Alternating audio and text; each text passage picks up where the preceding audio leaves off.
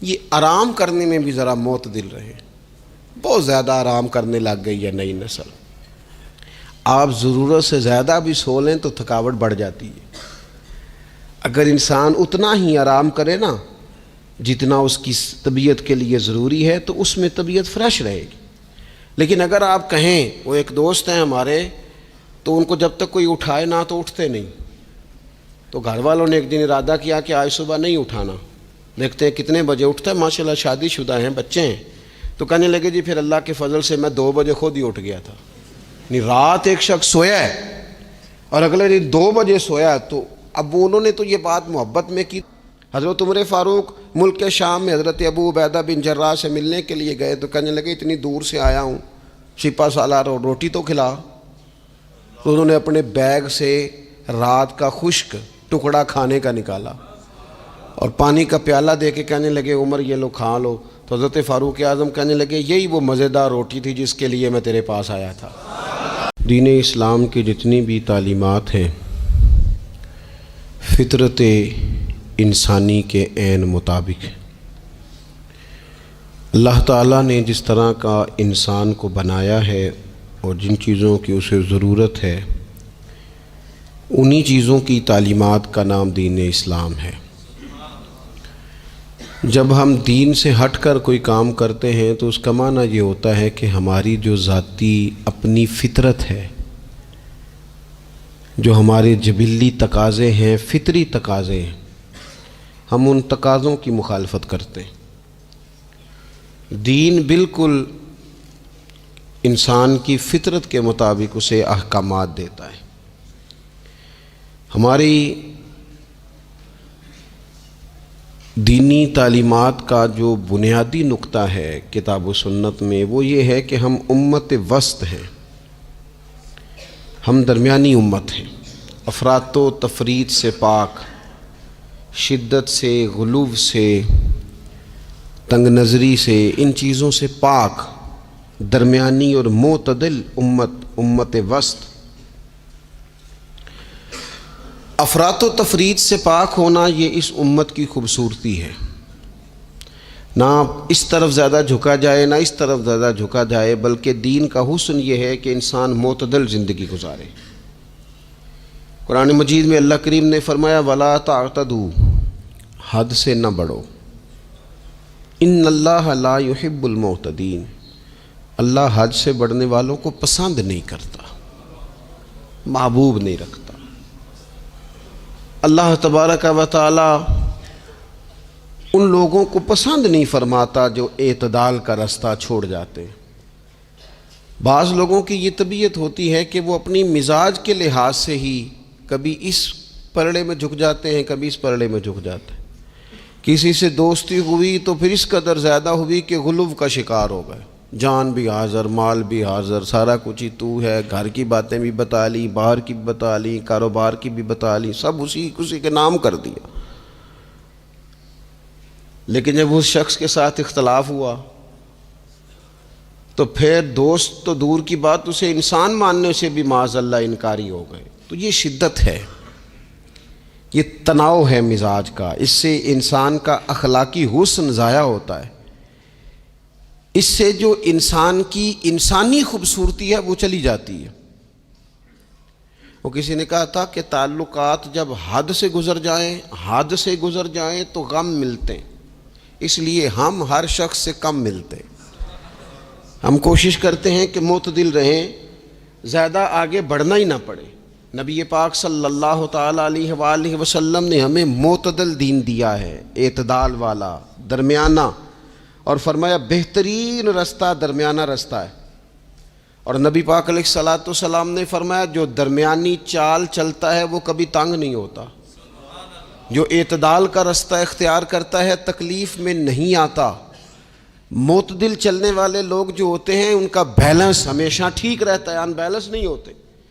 تو معتدل زندگی گزاریں، اعتدال پسند بنیں، چیزوں میں شدت نہ لائیں. نبی پاک علیہ الصلوۃ والسلام نے فرمایا دین میں بھی غلو نہ کرو. فرمایا تم سے پہلے لوگ غلو کی وجہ سے ہلاک ہو گئے.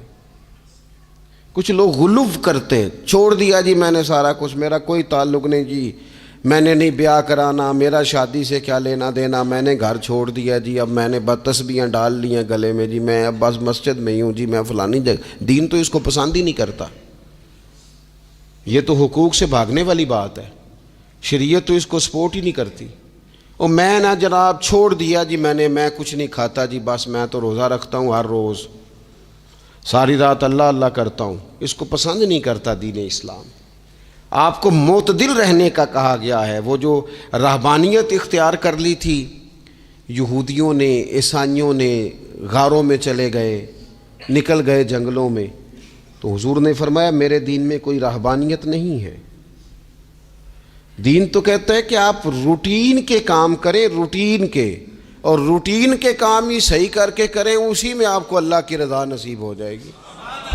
لیکن نا حضور نے فرمایا جو محنت کر کے روزی کمانے والا اللہ کا دوست ہے، سچا تاجر جو ہوگا اسے اللہ قیامت کے دن نبیوں کے ساتھ جگہ عطا فرمائے گا۔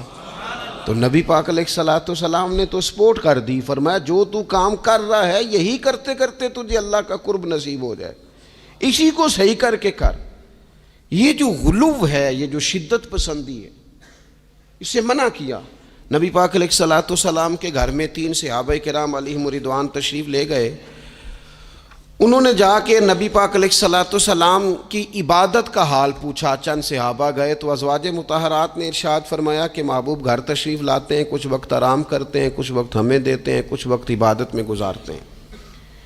اب وہ تو گئے تھے جا کے یہ معلومات کریں گے اوہو کہ سرور کائنات تو ساری رات اپنے رب کو یاد کرتے ہیں۔ ہمارے ہاں بھی لوگ پیری مریدی کے سلسلے میں جب کہیں جاتے ہیں تو ان کا خیال ہوتا ہے کہ جو پیر صاحب ہوتے ہیں نا جی، نہ وہ روٹی کھائیں، نہ ان کے ہاتھ میں موبائل نظر آئے، نہ وہ ہنسیں، نہ انہوں نے اچھے کپڑے پہنے ہوئے ہوں، بالکل ایک فقیر آدمی، اور جب بھی ہم جائیں نا وہ تھوڑی، اور لوگ کرتے بھی ہیں یہ کام اللہ ماشاء اللہ، لوگوں کو دکھانے کے لیے وقتی طور پر بعض جگہوں پہ یہ سلسلہ ہوتا بھی ہے، لیکن یہ وہ نارمل زندگی نہیں جو ہمیں رسول پاک نے سکھائی ہے، یہ وہ دین نہیں کہ آپ بالکل کٹ گئے اور آپ حیرت انگیز بات کر رہے ہیں اور آپ جناب بالکل دنیا کا آپ سے کوئی تعلق ہی نہیں ہے۔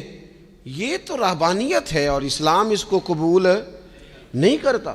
وہ صحابہ کرام علیہم رضوان نے نبی پاک علیہ السلام کے احوال شریفہ سنے تو وہ کہنے لگے کہ نبی پاک کے صدقے تو اللہ اگلے پچھلوں کو معاف کرے گا، حضور تو محبوب ہیں۔ یہ سن کے اب انہوں نے اپنے دل میں جو ارادہ کیا، کہنے لگے محبوب تو وراء الورا ہیں، لیکن ہم چونکہ گناہگار لوگ ہیں، عام آدمی ہیں، ہم اس طرح کریں گے کہ ہم ساری رات اللہ کی عبادت کریں گے۔ حضور تو محبوب ہے نا، چلو کچھ دیر آرام بھی کرتے ہیں، ہم ساری رات عبادت کریں۔ ایک نے کہا کہ بھائی میں تو ہر روز روزہ رکھا کروں گا نفلی۔ تیسرے نے کہا میں شادی نہیں کروں گا، میں ایسے ہی وقت گزاروں گا، تجرد کی زندگی گزاروں گا۔ رسول پاک علیہ السلام کو جب اس بات کی خبر پہنچی تو پتہ حضور نے تبصرہ کیا قربان جائیں، کیا انداز ہے گفتگو کا۔ محبوب فرمانے لگے یہ میں نے کیا سنا ہے کہ میں شادی نہیں کروں گا اور میں ہر روز روزہ رکھوں گا اور میں ساری رات ہی نفل پڑھوں گا، آرام ہی نہیں کروں گا۔ محبوب فرمانے لگے میں تم سب سے زیادہ اللہ کو جانتا ہوں اور میں تم سب سے زیادہ رب سے ڈرتا ہوں۔ حضور فرمانے لگے میں نے تو شادیاں بھی کی ہیں، میرے تو بچے بھی ہیں۔ حضور فرمانے لگے میں تو روزہ بھی رکھتا ہوں اور میں تو نفلی روزے چھوڑتا بھی ہوں۔ محبوب کریم علیہ الصلوۃ والسلام فرمانے لگے میں تو رات کو عبادت بھی کرتا ہوں اور آرام بھی کرتا ہوں۔ اللہ کے رسول صلی اللہ تعالیٰ علیہ وسلم ارشاد فرماتے فرماتے بات کہاں تک لے گئے؟ حضور فرمانے لگے اپنے یہ سارے طریقے، اپنی یہ سنت حضور بیان کر کے کہنے لگے سن لو بھائی، جس نے میری سنت سے منہ موڑا اس کا مجھ سے تعلق ہی کوئی نہیں، میرے طریقے پہ چلو۔ جو میں تمہارے لیے اسوہ چھوڑ کے جا رہا ہوں اس اسوے کو اپناؤ، اس طریقہ مبارکہ پر عمل کرو، اعتدال نہ چھوڑے کبھی بھی۔ غیر معتدل ہو جاتے ہیں لوگ، میں نے دیکھا ہے کہ وہ نا جب بندہ غیر معتدل ہو جاتا ہے تو چیزوں کا حسن ختم ہوتا ہے، اس کا وقار اٹھ جاتا ہے، اس میں تازگی نہیں رہتی، اس کے اندر وہ کیفیت نہیں رہتی۔ یہ دین کی بات ہے نا، تبلیغ ہے، یہ بھی حد سے زیادہ نہیں کرنی چاہیے۔ حضرت عبداللہ ابن مسعود رضی اللہ تعالیٰ عنہ سے لوگوں نے کہا تھا ہمارا دل کرتا ہے آپ روز واز کریں، روز تقریر کریں، ہم روز سنیں، تو آپ فرمانے لگے نہیں، ہفتے میں 3 دن بات کروں گا، اتنی بات کریں گے جو معتدل رہے، جو حد سے زیادہ نہ بڑھے۔ وہ ہمارے ہاں رواج ہے نا 2.5 گھنٹے کی تقریر کا، 3 گھنٹے کی تقریر کا، 4 گھنٹے کی تقریر کا۔ تو ہم سے لوگ کئی دفعہ کہتے ہیں اسی تے جے گل سمجھن لگے سا تسی ختم کر دیتی۔ تو میں نے کہا آپ شروع لیٹ ہوئے نا، ہم اللہ کے فضل سے پہلی بات سے شروع ہو گئے تھے۔ ہم نے وہ آدھا گھنٹہ تمہید پہ نہیں نہ لگایا۔ تجاوز نہ کریں چیزوں سے، اعتدال میں رہیں۔ دیکھیے اسلام ہمیں یہ کہتا ہے کہ تم کھانا کھاؤ، کلو وشربو، کھاؤ بھی پیو بھی، تمام جائز چیزیں کھانے کی اجازت ہے، لیکن نبی پاک علیہ السلام نے فرمایا کمر سیدھی رکھنے کے لیے کھاؤ، اور جب تمہارا بڑا جی چاہے نا پیٹ بھر کے کھانے کو، تو کریم فرمانے لگے پھر بھی 3 حصے کرو کھانے کے، ایک حصے میں ہوا ہو، ایک میں پانی ہو، اور ایک میں خوراک ہو۔ پھر بھی پیٹ بھر کے نہ کھاؤ، بلکہ اللہ کے رسول صلی اللہ تعالیٰ علیہ وسلم فرمانے لگے کسی نے اتنا برا برتن بھرا ہی نہیں جتنا کسی نے اپنے پیٹ کو بھرا ہے۔ سب سے برا برتن تم نے بھرا۔ زیادہ کھائیں گے خواہشات زیادہ پیدا ہوں گی، زیادہ کھائیں گے نیند زیادہ آئے گی، زیادہ کھائیں گے غفلت زیادہ طاری ہوگی۔ لیکن کچھ لوگوں کا مقصد زندگی کھانا ہے، صبح کی پلاننگ الگ ہے، دوپہر کی الگ ہے، شام کی الگ ہے۔ آپ حیران رہیں گے کہ آپ اس ملک میں رہتے ہیں جس میں سب سے بہترین بزنس ہوٹل چلانے کا بزنس ہے۔ کھانے پینے کا کام کرو، یہ بھی بنا لو، یہ بھی بنا لو، اچھا بھلا کھا پی کے اس کے بعد فاسٹ فوڈ کا آرڈر دے دیا جاتا ہے، اور کھانے کے بعد کتنی ساری چیزیں۔ اب تو یہ میں کچھ عرصے سے دیکھ رہا ہوں، اچھا بھلا کھانا کھاتے ہیں، اس کے بعد چائے کے ساتھ بسکٹ آ جاتے ہیں۔ میرا ایک غریب گھر سے تعلق ہے، ہم تو اس وقت چائے کے ساتھ بسکٹ کھاتے تھے، رس کھاتے تھے جب روٹی کوئی نہیں ہوتی تھی، یا روٹی کھانے کا پروگرام نہیں ہوتا تھا، کوئی پرہیز چلتی تھی۔ لیکن اب وہ لوازمات چائے کے ساتھ، اب تو لوگ چائے کا، اب جی آپ کا کھانا نہیں پکانا، چائے پکانی ہے، تو چلو ٹھیک ہے چائے پک گئی، اب وہ چائے پک رہی ہے، اس کے ساتھ جناب بھنا ہوا گوشت پڑا ہے، اس کے ساتھ پیزا آ گیا ہے، اس کے ساتھ فلانی چیز آ گئی، یہ کیا ہے جی؟ اچھا پھر وہ خواہش بھی ہوتی ہے بعض میزبانوں کی کہ اب یہ تعریف بھی کریں، وہ سارا کچھ رکھ کے تو ساتھ یہ بھی کہہ رہے ہوتے ہیں تو چونکہ روٹی ڈاک چھڑی سی، لہذا پھر ہم نے نا یہ سارا کچھ کیا ہے۔ یعنی وہ کہہ رہے ہوتے ہیں کہ مہمان اب یہ کہے کہ او ہو آپ نے تو بڑا تکلف کر دیا ہے، اس کی کیا ضرورت تھی۔ تو کئی مہمان میری طرح کے بڑے پکے ہوتے ہیں، جو روز کے مہمان ہوتے ہیں نا بڑے پکے ہوتے ہیں، وہ تعریف شریف کوئی نہیں کرتے، وہ صاف ہی بات کرتے ہیں کہ تسی ایک شے رکھ دے تے اسی بھی چج نال کھا لیں دے۔ اب تو یہ چکھنے چکھانے کا ہی ماحول ہے، کوئی ایک رکھتے یا ہماری مرضی کی رکھتے یا پوچھ لیتے کہ اس ٹائم روٹی کھانی ہے تو چلو ہم کھاتے۔ یہ لوازمات ہیں، یہ تکلفات ہیں، اس میں گھر والے بھی تکلیف میں، پیسہ بھی بعضوں کا ضائع۔ آپ کھانے کے لیے زندہ نہ رہیں، زندہ رہنے کے لیے کھانا کھائیں، اپنی طبیعت میں بوجھ نہ بنائیں کسی قسم کا۔ نبی پاک صلی اللہ تعالیٰ علیہ وسلم نے مومن کی شان پتہ کیا بیان کی؟ فرمایا کافر اور منافق 7 آنتوں سے کھاتا ہے اور مومن 1 سے کھاتا ہے۔ اتنا فرق ہے کافر منافق کے کھانے میں اور مسلمان کے کھانے میں۔ 6 گنا کم روٹی کھاتا ہے مسلمان، 6 گنا کم۔ حضرت عمر فاروق ملک کے شام میں حضرت ابو عبیدہ بن جراح سے ملنے کے لیے گئے تو کہنے لگے اتنی دور سے آیا ہوں، سپہ سالار روٹی تو کھلا۔ تو انہوں نے اپنے بیگ سے رات کا خشک ٹکڑا کھانے کا نکالا اور پانی کا پیالہ دے کے کہنے لگے عمر یہ لو کھا لو۔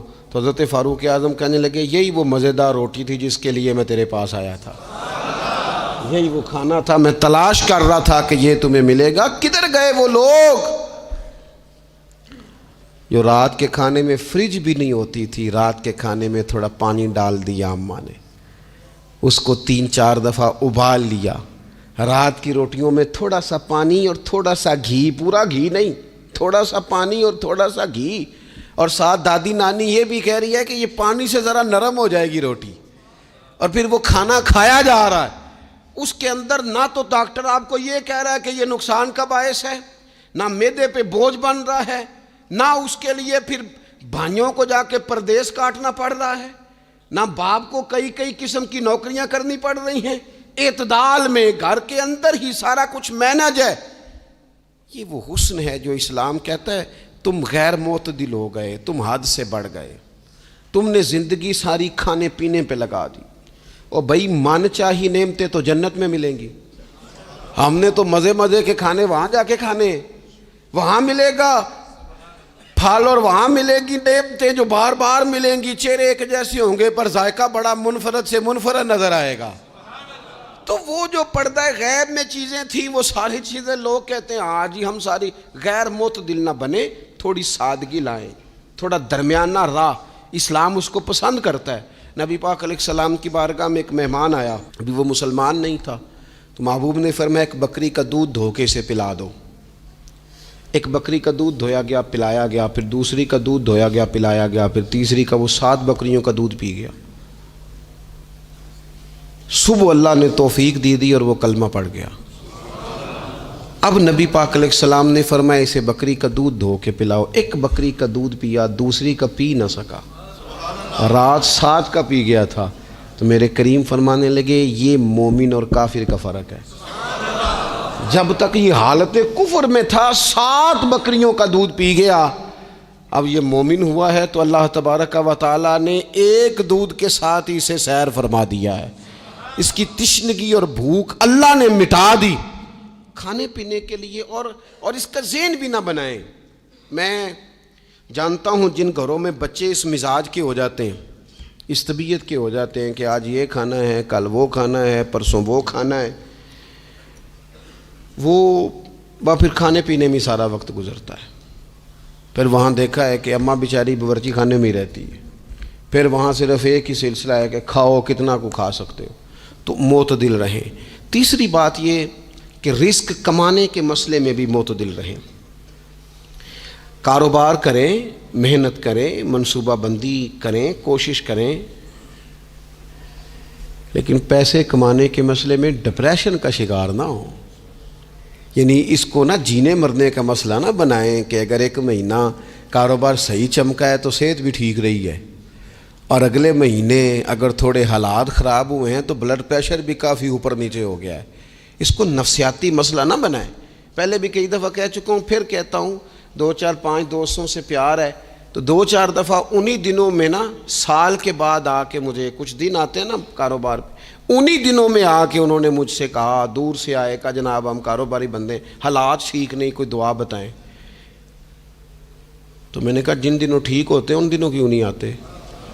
یا آج کل حالات بڑے اچھے ہیں، کچھ شکر کا طریقہ بتائیں، کیوں نہیں آتے؟ کیا فلسفہ ہم نے اختیار کر لیا ہے؟ رزق کا وعدہ اللہ کا ہے، اس کو کمانے میں اور پیسے کمانے میں محنت کرنے کا حکم دیا گیا ہے۔ نبی پاک علیہ السلام نے فرمایا جد و جہد کرو، نکلو، اللہ پہ بھروسہ کر کے نکلو، جس طرح وہ پرندوں کو روزی دیتا تمہیں بھی دے گا، لیکن اس میں نفسیاتی مسئلہ نہ بنایا جائے، نفسیاتی نہ بنایا جائے۔ حضور علیہ السلام نے نا ایک جملے کے اندر اس مضمون کو اتنے حسین انداز میں سمیٹا ہے نا کہ مسلمان، یہ ابن ماجہ میں موجود ہے، مسلمان اگر ان 2 جملوں کو کبھی سمجھ جائے نا تو سکون آ جائے زندگی میں، اطمینان نصیب ہو جائے، تیقن کی دولت ملے۔ حضور فرمانے لگے رزق کمانے کے معاملے میں معتدل رہنا، کوئی بندہ اتنی دیر تک مرے گا نہیں جب تک اس کے حصے کا رزق اسے مل نہ جائے۔ اتنی دیر تک بندہ دنیا سے نہیں جائے گا، تیرا حصہ تیرے تک پہنچے گا۔ کبھی بھی بے آبرو ہو کے رزق کمانے کے چکر میں نہ پڑے، کبھی بھی ذہن پہ سوار نہ کر لیں کہ میرا کام نہیں چل رہا، کبھی بھی اس طرح کی طبیعت نہ بنائیں۔ اور میں تھوڑی دیر پہلے عرض کر رہا تھا کہ ایک بزرگ نے نا 2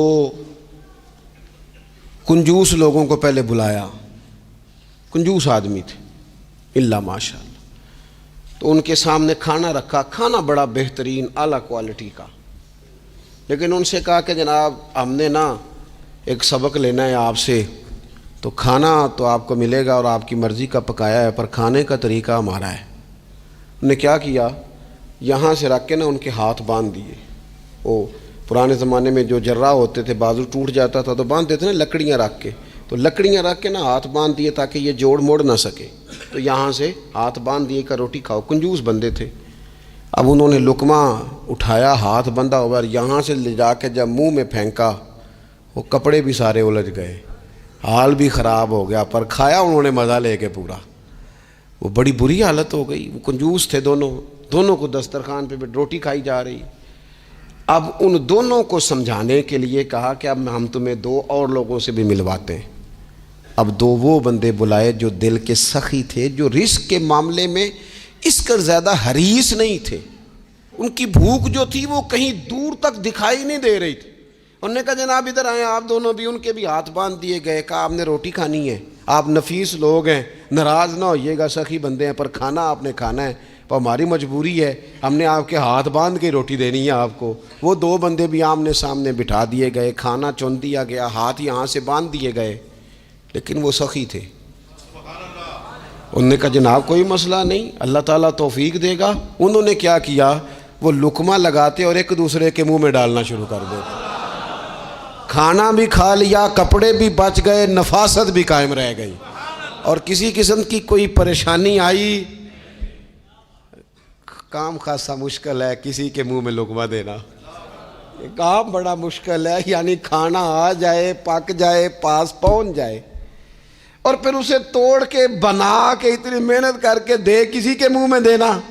لیکن یہ دے کے دیکھو کپڑے بچ جائیں گے انشاءاللہ، نفاست نظر آئے گی، حسن نظر آئے گا، خوبصورتی نظر آئے گی، اس میں لطافت محسوس ہوگی، اس میں لگے گا کہ یہ بندہ ایسا ہے جسے اللہ تعالیٰ نے اپنے فضل سے عطا فرمایا ہے۔ تو غیر معتدل طریقہ بندے کو رسوا کر دیتا ہے، رسوا کر دیتا ہے۔ وہ مال کمانے تو نکلتا ہے لیکن وہ کمزور ہو جاتا ہے، اس کا مزاج اور طرح کا ہو جاتا ہے۔ میں نے دیکھا ہے، وہ جناب ساری دنیا چھٹی پہ ہے لیکن اس نے کہا چلو آج میں دکان کھول لیتا ہوں، گاہک کہیں بھی نہیں آئے گا تو چلو سارے آج مجھے مل جائیں گے۔ ایسا نہیں ہوتا، رزق اللہ نے تقسیم فرمایا ہے، اور جس کا ہے وہ اس تک پہنچ جاتا ہے۔ تو غیر معتدل طریقہ اور رسوائی والا طریقہ کبھی بھی اختیار۔ اسی طرح کا معاملہ سخاوت میں ہے۔ نبی پاک علیہ الصلوۃ والسلام نے فرمایا کہ جب صبح دن چڑھتا ہے تو فرشتے دعا کرتے ہیں، کہتے ہیں یا اللہ سخی کو زیادہ عطا فرما، اسے زیادہ دے۔ حضور فرماتے ہیں جو سخی ہوتا ہے نا، یہ لوگوں کے بھی قریب ہوتا ہے، اللہ تعالیٰ کے بھی قریب ہوتا ہے، اور جنت کے بھی قریب ہوتا ہے۔ اور یہ جو کنجوس ہوتا ہے یہ لوگوں سے بھی دور ہوتا ہے، اللہ تعالیٰ سے بھی دور ہو جاتا ہے، جنت سے بھی دور ہو جاتا ہے۔ سخاوت بڑی اعلیٰ چیز ہے، لیکن اس میں بھی معتدل رہنے کا کہا گیا ہے۔ معتدل، کچھ لوگ ایسے ہیں جو سخی نہیں ہوتے، یہ میں کوشش کروں گا تشریح آپ کے ذہن کے مطابق کر لوں۔ سخی مزاجن سخی، لیکن اگر کبھی چڑ جائے نا، وہ جتنے مرضی پیسے لے لو ان سے، مزاج میں سخاوت نہیں، لیکن اگر طبیعت ہے اس طرح کی کہ اگر ان کا ذہن آ گیا نا، کبھی کہیں کسی نے تعریف کر دی ہے، پوری خوشامد اس نے کر لی ہے، تو پھر تو جناب ساری جیب بھی آپ خالی کرا دے۔ یہ مزاج کی سخاوت نہیں ہے، یہ تو آپ کی طبیعت کا وہ ابال ہے کہ اگر کسی بندے کو پتہ چل گیا ہے کہ کس طرح کر کے آپ قابو آتے ہیں تو پھر وہ روز استعمال کرے گا، اور یہ ہوتا ہے، یہ ماحول ہوتا ہے۔ میں چونکہ مذہبی ماحول سے تعلق رکھتا ہوں، میں نے خود یہ دیکھا ہے کہ کوئی شخص اگر اس نے زیادہ بڑا منہ کھول کے لوگوں سے مانگنا شروع کر لیا ہے تو پھر تو جناب بڑی بات ہے، مہنگا آدمی۔ اور اگر کوئی اپنی وفاداری قائم رکھتا ہے، خوشامد نہیں کر سکتا، اس کی طبیعت نہیں ہے کہ وہ 20-50 لوگوں کی خوشامد کرے، 10 کو حاجی صاحب کہے، 20 کو عاشق رسول کہے، اور 30-35 کو کہے جناب بڑی بات ہے، ہم نے تو بڑا دیکھا ہے، آپ تو بڑے بہترین لوگ ہیں۔ تو پھر جناب وہ اگر یہ کام اسے کرنا آتا ہے تو پھر اس کا مطلب ہے اسے دہاڑی بھی اچھی لگانی آتی، پھر اس کی آواز کا بھی زیادہ سریلا ہونا ضروری نہیں، پھر اللہ تعالیٰ معاف فرمائے، پھر بس ٹھیک ہے، اب میں کیا اس پر تبصرہ کروں، پھر تو ہم دیکھ رہے ہوتے ہیں جس کو وہ عاشق رسول کہہ رہے ہوتے ہیں نا۔ اور ایسی خطرناک، میرے سامنے ایک نعت خواہ ایک صاحب سے کہنے لگا، نعت حضور کی پڑھی جا رہی ہے، کبھی شعراء ایک کام کرتے تھے، وہ کہتے تھے شعر تیری نظر ہے، وہ غزل کا شعر ہے یا کوئی ایسا شعر ہے، لیکن ایک شعر ہے نعت کا، اس میں تو حضور کی تعریف ہے، نبی پاک کی تعریف کا شعر کسی بندے کی نظر کیسے ہو سکتا ہے جب اس میں ذکر ہی رسول پاک کا ہے؟ تو وہ نعت خان صاحب کہنے لگے بندہ سامنے بیٹھا ہے تھوڑا بہت میں بھی اسے جانتا ہی تھا، تو اسے کہنے لگے حاجی صاحب یہ شعر تہاڈی نظر ہے۔ میں انہوں آکھیا تو مہربانی کر ایدی نظر کوئی اور شے کر لیا، یہ تو نعت ہے حضور کی، یہ نبی پاک کے لیے ہی رہنے دے، اس کی نظر تو نے کر دی ہے۔ تو نالے میں کیا ہے حاجی جنی دیر تک پیچھے بیٹھا سی انہیں دیر تو نظر کیتی نہیں، ان دتھیاں لے کے سامنے آئے تھے تو نظر نیاز شروع کر لی۔ نہ کریں یہ کام، اس سے کوفت پہ، اور آپ یقین کریں میں ذمہ داری سے کہتا ہوں یہ کام کرنے والا بھی تنگ ہوتا ہے، اور جس کے لیے کر رہا ہوتا ہے پتہ اسے بھی سارا ہی ہوتا ہے کہ چکر کیا چل رہا ہے، سب پتہ ہوتا ہے۔ تو اس تکلف میں جب انسان کام کرتا ہے تو کہاں تک بات جاتی۔ سخاوت کریں لیکن چڑھ کر کوئی کام نہ کریں۔ نبی پاک علیہ الصلوۃ والسلام نے فرمایا، حضور فرمانے لگے اس طرح خیرات نہ کرنا کہ تمہارے اپنے بچے بعد میں لوگوں کے سامنے ہاتھ پھیلاتے پھرے۔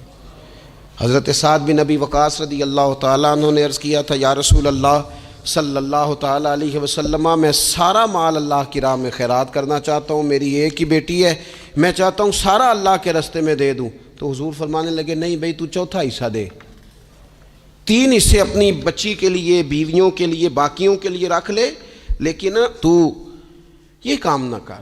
تو میرے عزیز زندگی میں خرچ کرنے میں بھی اعتدال کا مظاہرہ کریں۔ مجھے پتہ ہے اچھی طرح کہ ہمارے ہاں ایک مزاج بن جاتا ہے، طبیعت بن جاتی ہے کہ اگر کسی شخص کو آپ تھوڑی سی مدد کرتے ہیں تو وہ سمجھتا ہے کہ اگر اس نے مجھے 20,000 دیا ہے تو یقیناً اس کے گھر میں 50 لاکھ پڑا ہے، وہ پھر اگلے ہفتے دوبارہ آتا ہے، ایک نئی مجبوری کا بھی اظہار کرتا ہے۔ یہ ساری چیزیں ہوتی ہیں، ان چیزوں کے بیچ ہی آپ کو نیکی کرنی ہے، لیکن افراط و تفریط سے بچنا ہے۔ اسی طرح کا معاملہ اپنی زندگی کے دیگر معاملات میں کریں۔ نبی پاک علیہ الصلوۃ والسلام نے سادگی کو پسند کیا ہے، حضور سادگی کو پسند کرتے، کھانے کے معاملے میں بھی اور کپڑوں کے معاملے میں بھی، لیکن اچھا لباس پہننے کی اجازت دیتے۔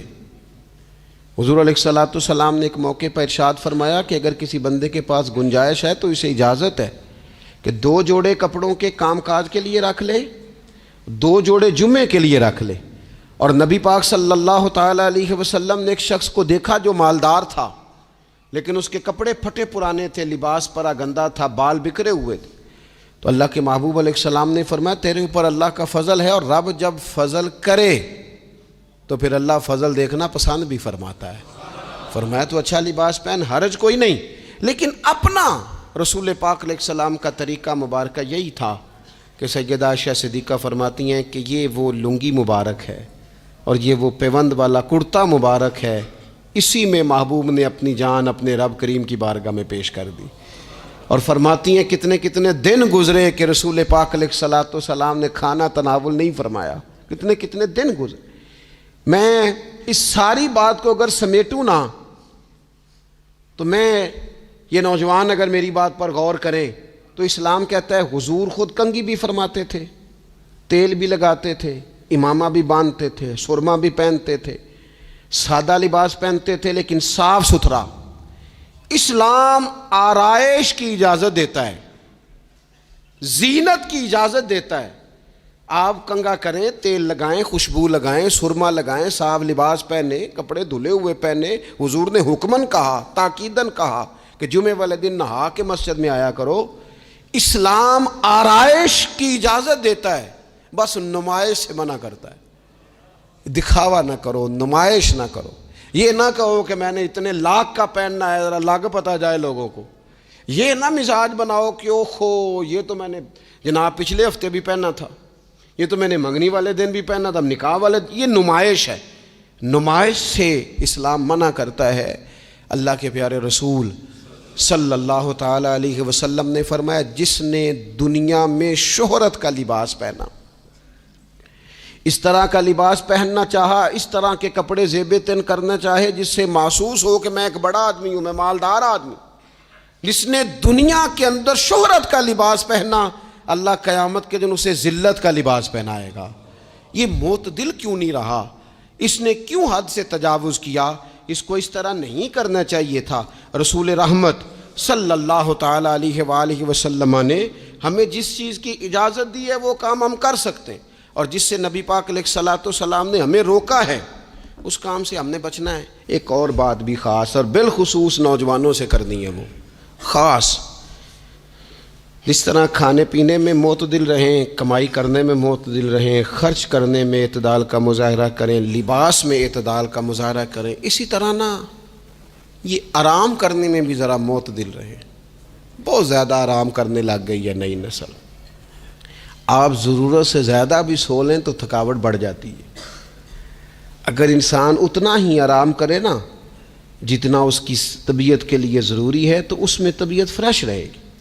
لیکن اگر آپ کہیں، وہ ایک دوست ہیں ہمارے، تو ان کو جب تک کوئی اٹھائے نہ تو اٹھتے نہیں، تو گھر والوں نے ایک دن ارادہ کیا کہ آج صبح نہیں اٹھانا، دیکھتے ہیں کتنے بجے اٹھتا ہے، ماشاءاللہ شادی شدہ ہیں، بچے ہیں، تو کہنے لگے جی پھر اللہ کے فضل سے میں 2 بجے خود ہی اٹھ گیا تھا۔ نہیں، رات ایک شخص سویا ہے اور اگلے دن 2 بجے سویا، تو اب انہوں نے تو یہ بات محبت میں کی، تو پھر میں نے ان سے یہ پوچھا، میں نے کہا یہ بتائیں کہ آپ چلیں رات آپ سو گئے، سمجھ لیں آپ سو گئے 2 بجے رات کو، 12 گھنٹے کے بعد اگر آپ اٹھے طبیعت کیسی تھی؟ کہنے لگی فریش نہیں تھی۔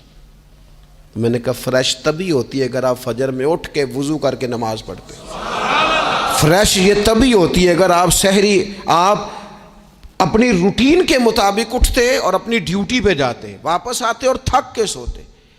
بہت زیادہ آرام پسندی، اور جب سے یہ ساتھ موبائل اٹیچ ہوا ہے، ایک کونا مل جائے، ایک تکیہ مل جائے اور موبائل کی بیٹری موجود ہو اور سروسز اس کی ساری ٹھیک ہوں، پھر ہمیں آواز کوئی نہ دے، اس سے کیا ہوتا ہے؟ وجود بالکل سست ہو جاتا ہے۔ آپ کو اللہ تعالیٰ نے جو قدرتی صلاحیتیں دی ہیں، آپ جو کچھ کر سکتے ہیں اپنے گھر کے لیے، وطن کے لیے، ماں باپ، وہ آپ نہیں کر پائیں گے۔ زنگ آلود ہو جائے گا وجود، ہر وقت کی تھکاوٹ، ہر وقت کا مزاج کے اندر سستی کا آ جانا، اعتدال سے نہ نکلیں۔ نیند 7-8 گھنٹے بہت کافی ہے، اور وہ بھی میں آپ کو ایک ذاتی بات بتاتا ہوں، اگر اللہ چاہے نا بندے کی نیند پوری ہو تو کئی دفعہ صرف 20 منٹ آنکھ لگ جائے تو بندہ فریش ہو جاتا ہے، اور اگر منظور نہ ہو مالک کریم کو تو پھر ٹھیک ہے، لوگ لیٹے ہوئے۔ اللہ کے پیارے رسول صلی اللہ تعالیٰ علیہ وسلم نا بہت زیادہ آرام طلبی کو پسند نہیں کرتے، مسلسل جد و جہد۔ گھر آئے، کچھ دیر آرام کیا، نماز شروع کر لی، حضور تہجد میں اٹھ گئے، پھر حضور فجر میں اٹھ گئے، دوپہر میں تھوڑا سا آرام فرماتے تاکہ رات کو بیدار رہنا آسان ہو، لیکن بہت آرام پسندی۔ ہمارے حضرت صاحب فرمایا کرتے تھے زمین کے اوپر کام، نیچے جا کے آرام۔ وہ کسی نے کہا تھا جاگنا ہے جاگ لے افلاک کے سائے تلے، پھر تو حشر تک سوتا رہے گا خاک کے سائے تلے۔ سونا ہی ہے نا، مرنے سے لے کر قیامت تک سونا ہے نا، تو اب تو جاگنے کا وقت ہے۔ نبی پاک صلی اللہ تعالیٰ علیہ وسلم نے حضرت معاذ ابن جبل رضی اللہ تعالیٰ عنہ کو یمن کا گورنر بنا کے بھیجا تو نصیحت فرمائی تھی۔ حضور علیہ الصلوۃ والسلام نے فرمایا تھا تمہیں گورنر بنا کے بھیج رہا ہوں، عیش کوشی سے بچنا۔ حضور فرمانے لگے اللہ کے بندے آرام طلب نہیں ہوتے، رب کے بندے تو محنت کرنے والے ہوتے ہیں، جد و جہد۔ وہاں جا کے عیش کوشی سے بچنا، یہ مسند امام احمد بن حنبل میں موجود ہے۔ یہ جو آرام ہے نا، ہمیں بلائے کوئی نہ، آواز کوئی نہ دے، مرضی سے اب تو چھٹی ہے جی، اب تو میں نے سویرے اٹھنا ہی نہیں، او بھائی ڈھیر سارے کام ہیں جو چھٹی والے دن کرنے کے ہیں، ڈھیر ساری ذمہ داریاں ہیں جو چھٹی والے دن پوری کرنے کی ہیں۔ اپنی زندگی سے، اپنے وجود سے کچھ نفع لیں، ایسا نہ ہو کہ یہ بیکار ہو جائے۔ لیکن اگر زندگی صرف اور صرف کھانے پینے میں، لباس پہننے میں اور باتیں کرنے میں لگ جائے تو پھر تو آپ بیکار ہو جائیں گے۔ پھر تو محسوس ہوگا کہ جیسے انسان نہ خوابوں کی دنیا میں زندہ ہے، باتوں کے ساتھ اپنے دل کو مطمئن کرتا ہے۔ اس نے اچھا لباس پہن لیا ہے، بس آئینے میں اپنے آپ کو دیکھ کے خوش ہوتا رہتا ہے، طرح طرح کے کھانے منگاتا رہتا ہے، بس زبان کے ذائقے پورا کرتا رہتا ہے۔ امام طبرانی حدیث لائے ہیں، رسول پاک صلی اللہ تعالیٰ علیہ وسلم نے فرمایا میری امت میں ایسے لوگ آئیں گے جو رنگ برنگے کھانے کھائیں گے، انواع و اقسام کے مشروبات استعمال کریں گے، طرح طرح کی زیب و زینت کریں گے، اور منہ پھاڑ پھاڑ کے باتیں کریں گے، منہ کھول کھول کے گفتگو کریں گے۔ حضور نے پتہ کیا فرمایا؟ فرمایا یہ میری امت کے بدترین لوگ ہیں۔ یہ بدترین لوگ ہیں جن کا مقصود ہی صرف لباس پہننا ہے، مقصود ہی صرف کھانے کھانا ہے، مقصود ہی منہ کھول کھول کے باتیں کرنی ہے۔ ان لذات میں جو لوگ پوری طرح الجھ گئے، کوئی خیر کا کام ہی نہ کر سکے، کوئی مقصد زندگی کی طرف ہی نہ بڑھ سکے، یہ بدترین لوگ ہیں۔ عزیز دوستو، ان تین چیزوں میں ڈھیر سارے لوگ، اللہ تعالیٰ معاف کرے الا ماشاء اللہ، اللہ سب کو محفوظ رکھے، اپنی زندگی کو ضائع کرتے دکھائی دیتے ہیں۔ یا تو کھانے پینے کا شوق ہے، یا لباس کی زیب و زینت کی طرف توجہ ہے، یا بس نشستن گفتن برخاستن بیٹھے ہیں اور باتیں کی ہیں اور اٹھے اور اتنی باتیں کی ہیں، اتنی باتیں کی ہیں، اس میں بھی کوئی اعتدال نہیں۔ بہت زیادہ بولنے سے وقار چلا جاتا ہے، بہت زیادہ باتیں کرنے سے باتوں کا حسن ضائع ہوتا ہے، بہت زیادہ بولنے والے کے جملے قیمتی نہیں رہتے، بہت زیادہ باتیں کرنے والا آدمی بے وزن اور بے وقت ہونے لگتا ہے، بغیر مانگے مشورہ دینے والے لوگوں کے مشوروں کو لوگ ردی کی ٹوکری جاننے لگتے ہیں۔ اپنی زندگی کو اگر وزادار اور باوقار بنانا چاہتے ہیں تو ذرا لباس میں بھی سادگی ہو، اللہ کی ہر نعمت خوش دلی سے استعمال کی جائے، سادہ کھانا بھی ملے تو رب کی عطا سمجھ کے رغبت کے ساتھ شوق کے ساتھ اسے استعمال کیا جائے، مجلس میں بیٹھا جائے تو سیکھنے کی کوشش کی جائے، دوسروں کی باتوں کو سنا جائے۔ اللہ تعالیٰ نے نا کان دو دیے ہیں، زبان ایک دی ہے، معنی کیا ہے؟ ڈبل سننا چاہیے اور سنگل بولنا چاہیے، دو گنا سنیں اور اس سے آدھی گفتگو کریں۔ اور ہمارے حضرت تو فرمایا کرتے تھے اپنے جملوں کو چھوٹا کرو، جو بات تھوڑے جملوں میں کہی جا سکتی ہے اسے لمبے جملوں میں نہ کہو، ہر بات کی وضاحت کرنا اور ہر بات کا پس منظر بیان کرنا اور بات کو اتنا لمبا کر دینا کہ اصل بات ہی اس میں سے رہ جائے، بیچ میں سے مدعا ہی ختم ہو جائے، آنے کا مقصد ہی کسی کو سمجھ میں نہ آئے، اس سے بھی انسان اعتدال کا رستہ چھوڑتا ہے۔ تو فرمایا وَلَا تَعْتَدُوا، حد سے نہ بڑھو، ان اللہ لا يحب المعتدین، اللہ حد سے بڑھنے والوں کو پسند نہیں کرتا۔ اللہ تبارک و تعالی ہمیں دین کا جو حسن ہے اعتدال پہ رہنا اس پہ ہمیشہ قائم رکھے۔ آخر دعوایا ان الحمد للہ رب العالمین۔